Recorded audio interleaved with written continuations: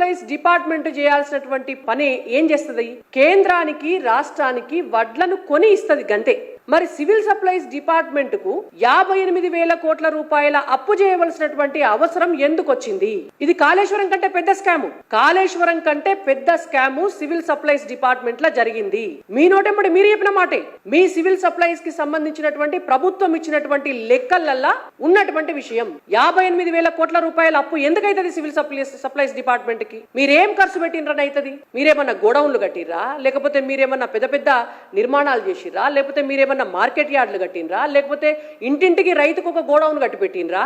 ఒక్కో రైతుకు ఒక్కో గోడౌన్ కడితే కూడా 58,000 కోట్ల రూపాయలు కావు తెలంగాణ రాష్ట్రంలో. మరి ఈ స్కామ్ ను బయట పెట్టేటందుకు తెలంగాణ రాష్ట్ర ప్రభుత్వం ఎందుకు చర్యలు తీసుకుంటలేదు? ఉత్తమ్ కుమార్ రెడ్డి గారు ఎందుకు కేసీఆర్ గారిని రక్షిస్తున్నారు? ఇవాళ భారతీయ జనతా పార్టీగా మేము అడుగుతున్నాం. 58,000 కోట్ల రూపాయల అప్పుకు ప్రభుత్వం ఇచ్చినటువంటి లెక్కల ప్రకారం 290 కోట్ల రూపాయల వడ్డీ కడుతున్నారు నెలకి. ఈ పైసలు ఎవలై? ఇవేమన్నా రేవంత్ రెడ్డి అత్తగారింటికి వచ్చి తెస్తున్న పైసలా?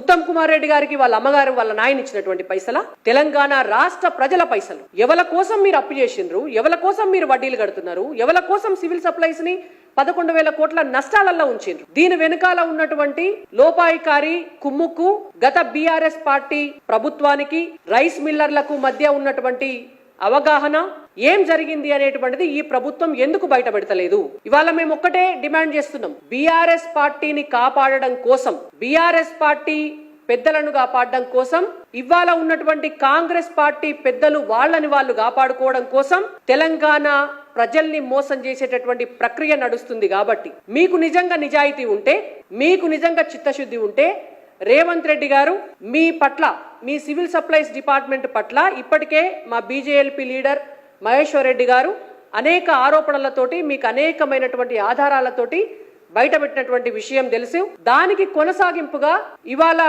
ఈ సివిల్ సప్లైస్ కి సంబంధించినటువంటి 58,000 కోట్ల రూపాయల అప్పు, 11,000 కోట్ల రూపాయల నష్టం పైన సిట్టింగ్ జడ్జి తోటి విచారణ చేయించాలి అని చెప్పి భారతీయ జనతా పార్టీగా మేము డిమాండ్ చేస్తున్నాం. ఖచ్చితంగా జరగాల. జ్యుడిషియరీ ఎంక్వైరీ చేసి ఈ మొత్తం వ్యవహారంలో ఎవరున్నారో వాళ్ళను బయటికి గుంజుక రావాలని చెప్పి ఇవాళ బీజేపీగా మేము డిమాండ్ చేస్తున్నాం. లేని పక్షంలో ప్రజల ముందుకు మేమే భవిష్యత్తులో ఏమేం జరిగిందో తెలుసుకునేటువంటి ప్రయత్నం చేసి ఈ అంశాన్ని పెద్ద ఎత్తున భారతీయ జనతా పార్టీ ప్రజల దగ్గరికి తీసుకుపోయి, రైతుల దగ్గరికి తీసుకుపోయి మీ లాలూచి ఏంటిది అనేటువంటిది బీఆర్ఎస్ పార్టీ తోటి మేము బయట పెడతామని కూడా హెచ్చరిస్తాం.